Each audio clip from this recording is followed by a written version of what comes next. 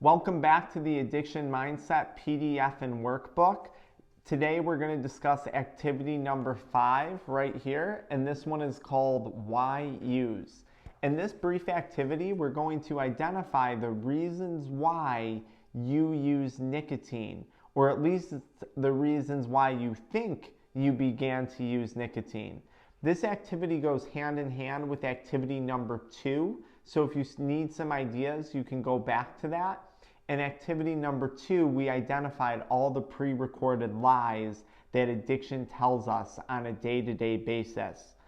So why did you start to use nicotine in the first place? I think what you're going to realize is many of these reasons no longer hold true. Not only that, but they might be the exact opposite at this point in time. My case in point is my example number 1 for fun. I started to use nicotine because it looked like fun. My friends were using nicotine.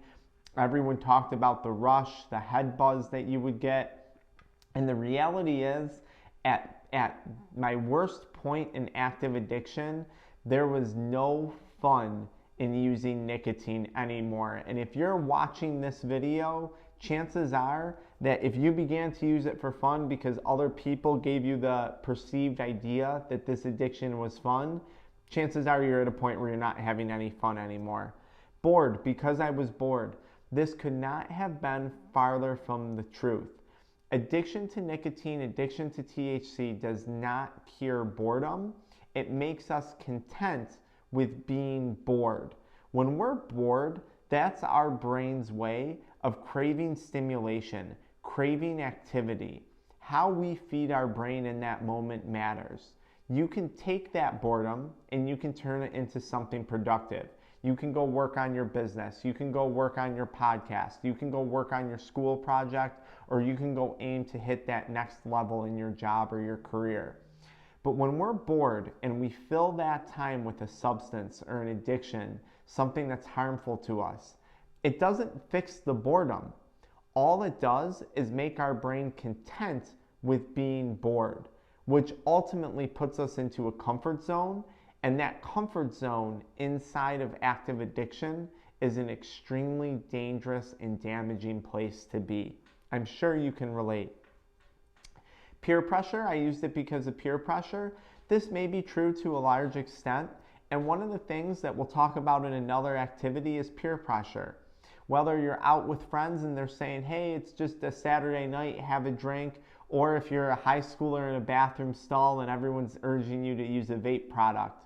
You never want other people to control your actions or to control your life. And every time you succumb to peer pressure, you are subconsciously letting someone else dictate your actions and your thoughts.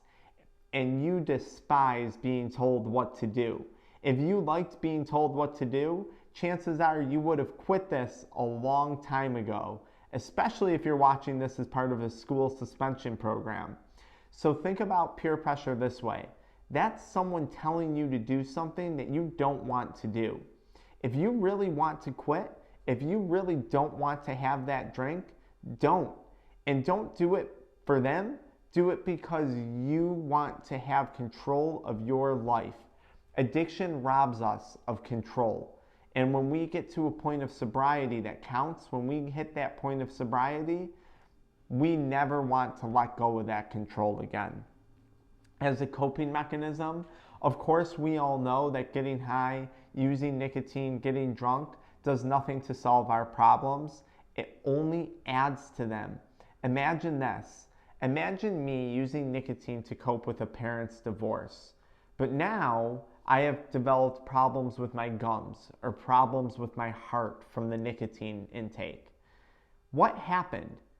It didn't help me cope with the issues at hand. In fact, it prevented me from going to seek real help from maybe a professional like a therapist.